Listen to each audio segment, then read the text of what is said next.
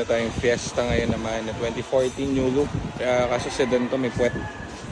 So test drive muna natin. Then after, gusto natin kung makukuha natin itong makinis na unit na ito.